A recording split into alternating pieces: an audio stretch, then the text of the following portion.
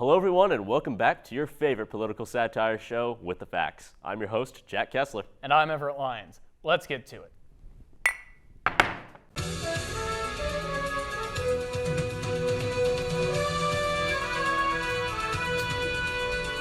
Hear ye, the king is dead, or rather, the mouse. Yes, the Walt Disney Corporation is in dire straits this week as Florida Governor Ron DeSantis signed into law a bill dissolving Walt Disney World's self-governing status. For those who didn't know, up until now, Disney World has operated as its own governmental entity, distinct from the state of Florida itself, with the ability to build roads, control utilities, levy taxes, and operate its own fire and police departments. When you stepped foot on Magic Kingdom soil, the word of the Disney Corporation was law. But now that era has passed, and many see Governor DeSantis' decision as payback for Disney's opposition to Florida's recently passed Don't Say Gay bill.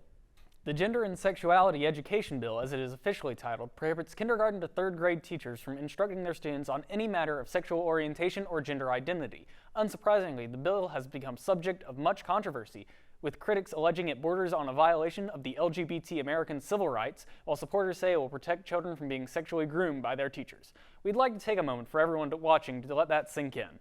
This is the reality of modern American politics. Either way you view the situation, the fact that America's largest corporations have taken a stand against the bill, with Disney at the forefront, is a sign of the increasing socio-political clout they hold. This fight between a state government and a corporation may be the first, but as long as the two butt heads, it certainly won't be the last. Speaking of corporations, Elon Musk's offer to buy out Twitter, become sole owner, and turn it into a private corporation is in the news once again, as reports detail a meeting between Musk and Twitter's board of directors. Those in the know view this meeting as proof that Musk's offer to buy out the social media company is bearing fruit, and that his goal of turning Twitter into a private corporation, unbeholden to the interests of its stockbrokers, is now within his grasp. As for how Musk intends to fund this venture, which would cost him an estimated $46.5 billion, he put all his cards on the table. Not only is he leveraging his considerable assets, but Musk has conscripted capital from Wall Street banking giant Morgan Stanley and various other firms hoping for a piece of the action. If this goes through, we may be onlookers to one of the most public takeovers in existence, and some of you may even make a bit of cash on the side. What was that? Wait, what?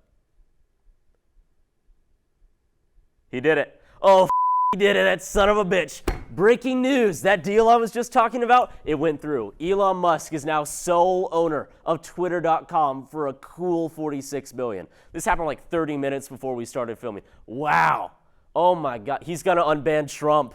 He's gonna unban Trump, he's gonna unban everybody. Kanye's gonna be back. Welcome to Earth, where the son of an apartheid-era mine owner can own the biggest online platform in the world. I love 2022, let's do it! Finally, we return to La France. Our last episode covered how similar and different this presidential election was from its predecessors, with none of France's conventional parties able to make a breakthrough in a political climate increasingly dominated by the right and issues of immigration and Islamic political violence. On Sunday, French voters finally went to the polls for the second round of elections, and unsurprisingly voted incumbent Emmanuel Macron into office for another 5 years as president. Here are some takeaways. First, only 72% of the French electorate turned out to vote. While that would be an extraordinarily high number for an American election, a turnout of 72% marks 2022 as the highest year for abstentions in France since 1969. Moreover, many voters showed up simply to cast blank ballots, signaling that to them, neither Macron's centrism nor Le Pen's far-right policies were acceptable. Second, this election saw two huge gaps, one geographic, the other demographic. Macron won the French West, Center, Southwest, and all-important Paris, while Le Pen soundly won the Northern Rust Belt, the Mediterranean South, and overseas. Voters were also split according to age, with Macron really failing to secure major support from the younger voters, increasing his reliance on seniors. Third, in a shocking move, France's overseas territories all voted for far-right candidate Marine Le Pen.